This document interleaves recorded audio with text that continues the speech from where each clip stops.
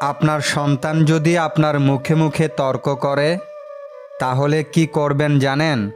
জেনে নিন 5টি কৌশল। সন্তানের ভবিষ্যৎ বদলে দিন। আজকের ভিডিওটি খুবই গুরুত্বপূর্ণ, কারণ আমরা এমন একটি বিষয় নিয়ে কথা বলতে যাচ্ছি যা প্রায় প্রতিটি পরিবারেই কম বেশি ঘটে। সন্তানের মুখে মুখে তর্ক করা। আপনার সন্তান যখন ছোট ছিল, সে হয়তো আপনার কোলে বসে থাকত, আপনার বলা প্রতিটি কথা মেনে চলত। কিন্তু সময়ের সাথে সাথে, বয়স বাড়ার সাথে তার আচরণেও পরিবর্তন এসেছে। এখন আপনি যেটা বলছেন, সে সেটার যুক্তি খুঁজছে। আপনি কোনো কিছু নিষেধ করলেই সে পাল্টা যুক্তি দিচ্ছে। কখনো কখনো রেগে গিয়ে তর্কে জড়াচ্ছে।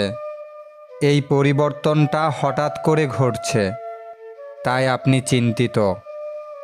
আপনি ভাবছেন, আমি কোথায় ভুল করলাম? আমার সন্তান এত ব্যবহার করছে কেন? সে তো আগে এমন ছিল না। এটা খুবই স্বাভাবিক অনুভব, কিন্তু শুধু চিন্তিত হলে হবে না।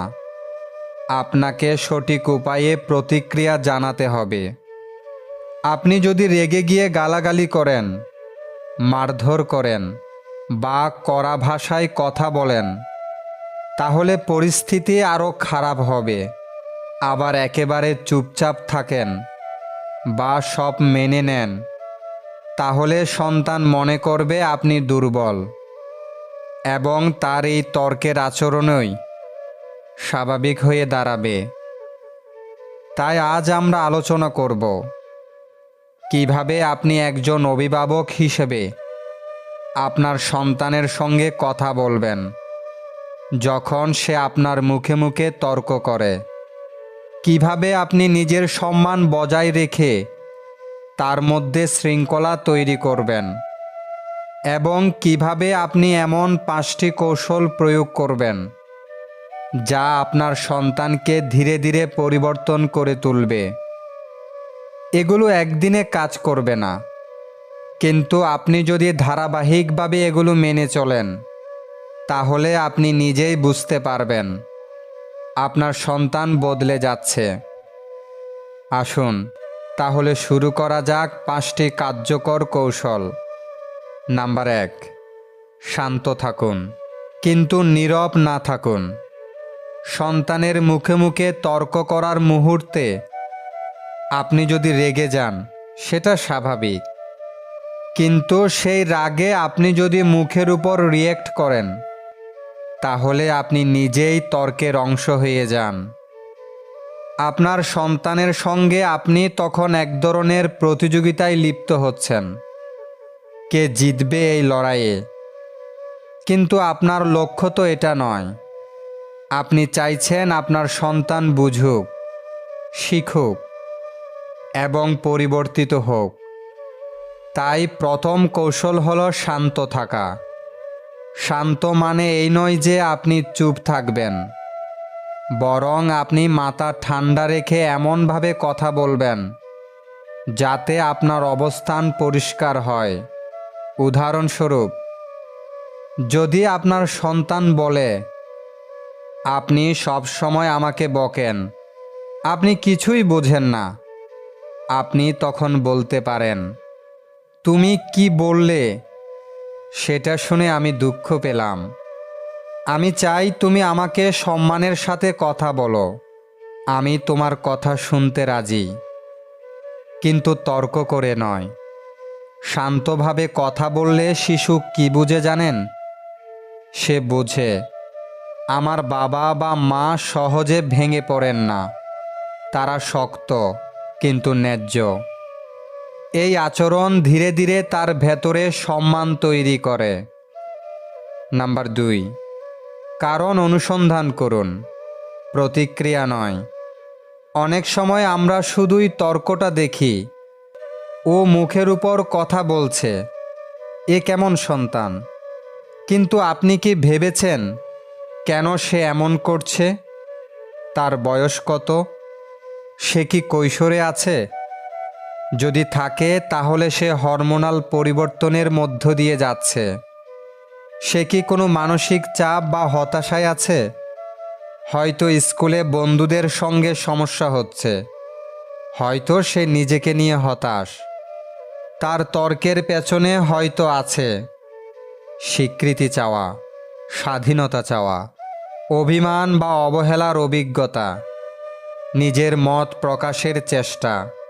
তাই দ্বিতীয় কৌশল হলো শুধু প্রতিক্রিয়া না দিয়ে তার আচরণের কারণ খুঁজে বের করুন। আপনি যদি সন্তানের সঙ্গে এমনভাবে কথা বলেন, তুমি এমন করছো কেন? কিছু তো একটা হয়েছে, আমাকে বলো। তাহলে প্রথমে হয়তো সে কিছুই বলবে না। কিন্তু আপনি যদি আগ্রহ নিয়ে বিচার না করে শুনতে থাকেন, একসময় সে তার কষ্টগুলো ভাগ করে নেবে। এই একটাই পদক্ষেপ আপনাদের সম্পর্কের ভিত্তি বদলে দিতে পারে। নাম্বার 3, ঘরোয়া নিয়ম তৈরি করুন এবং প্রয়োগ করুন। অনেক পরিবারে দেখা যায় নিয়ম নেই, শৃঙ্খলা নেই। বাবা মা সব কিছু সন্তানকে বুঝে নেয়ার দায়িত্ব দিয়ে দেন। আবার যখন সে নিয়ম ভাঙে তখন হঠাৎ রেগে যান। এভাবে চললে সন্তান কখনোই বুঝতে পারে না কোন আচরণ গ্রহণযোগ্য আর কোনটি নয়। তাই তৃতীয় কৌশল হলো সরাসরি কথা বলে একটি নিয়মিত পারিবারিক কাঠামো তৈরি করুন। যেমন পরিবারের সদস্যদের একজন আরেকজনকে সম্মান করে কথা বলতে হবে। কেউ উচ্চস্বরে তর্ক করলে তার সঙ্গে তখনই আলোচনা বন্ধ থাকবে। পরিবারের যে কোনো সিদ্ধান্তের আগে আলোচনা হবে, কিন্তু চূড়ান্ত সিদ্ধান্ত অভিভাবকদের। এই নিয়মগুলো শুধু বানিয়ে ফেললেই হবে না, বাস্তবায়ন করতে হবে এবং সবাইকেই মানতে হবে, বাবা মাকেও। আপনার সন্তান যখন দেখবে আপনি নিজেও নিয়ম মেনে চলছেন, তখন সে নিয়ম মেনে চলতে বাধ্য।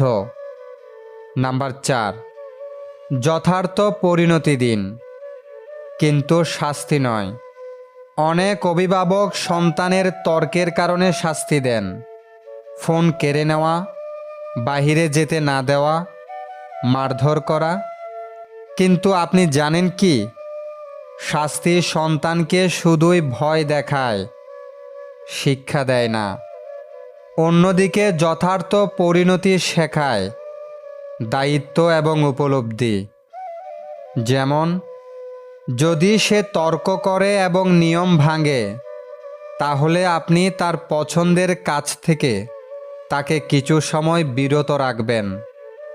আপনি তাকে বোঝাবেন, তুমি যদি সম্মান না দেখাও, তাহলে আমরা আজ তোমার পছন্দের খেলা বা মুভি দেখা স্থগিত রাখব। এরকম যুক্তিসঙ্গত পরিণতি তাকে বোঝাবে আচরণের একটা ফলাফল আছে। এটা হবে শিক্ষা, প্রতিশোধ নয়। আপনার লক্ষ্য শাস্তি নয়, চেতনার বিকাশ। আর সেজন্যই এই কৌশল অত্যন্ত গুরুত্বপূর্ণ। নাম্বার 5, ভালো আচরণের প্রশংসা করুন। নেতিবাচক আচরণে নীরব প্রতিক্রিয়া দিন। সন্তান যখন তর্ক করে, তখন আমরা তার প্রতি যতটা মনোযোগ দিই, সে যখন ভালো আচরণ করে ততটা দিই না। এই কারণে সে বোঝে আমি মুখে মুখে কিছু বললে বাবা মা গুরুত্ব দেন।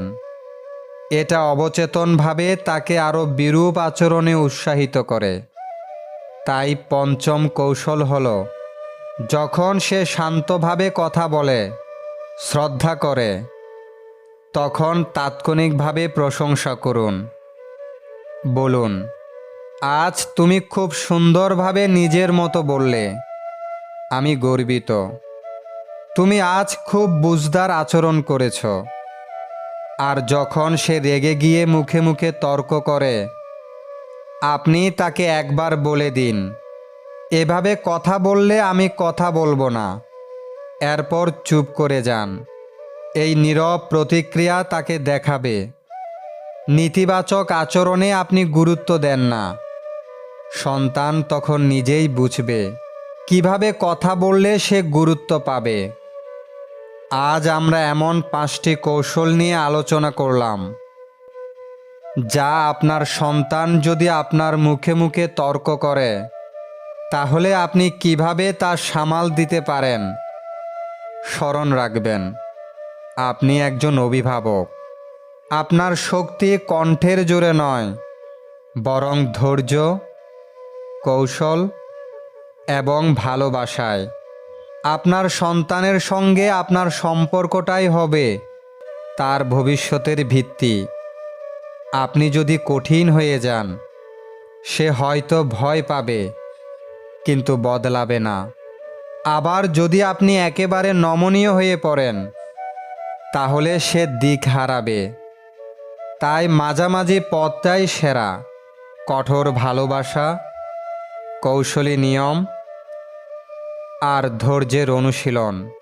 শেষে বলি, পরিবর্তন একদিনে আসে না, কিন্তু আপনি যদি আজ থেকেই এই কৌশলগুলো ধাপে ধাপে প্রয়োগ করতে থাকেন, তাহলে আপনি নিজেই অবাক হয়ে যাবেন আপনার সন্তান কেমন বদলে যাচ্ছে। আপনার শিশুর ভেতরের সম্ভাবনা বিশাল।